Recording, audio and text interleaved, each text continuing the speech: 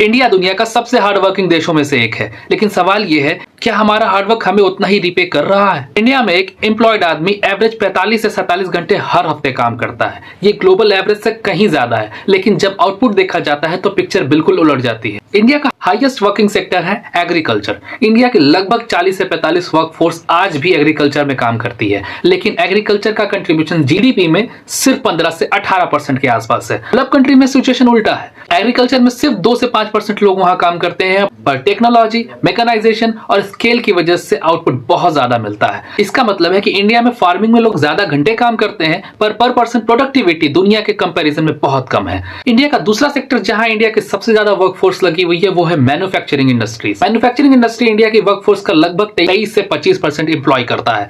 GDP में इसका contribution रफली 16 से 17% है।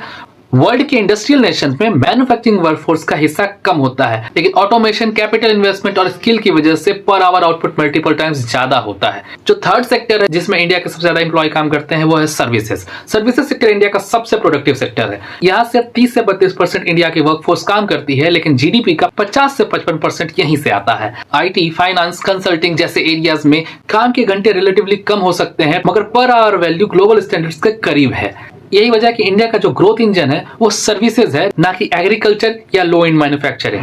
ओईसीडी कंट्रीज में average GDP per hour work $60 के आसपास है। यूनाइटेड स्टेट्स जैसे देशों में ये $90 पर आवर तक चला जाता है। इंडिया में ये नंबर सिंगल डिजिट रफली $8 पर आवर के आसपास है। तो फाइनली कंक्लूजन तो यही निकलता है कि इंडिया ज्यादा काम करता है, लेकिन दुनिया ज्यादा स्मार्ट काम करती है।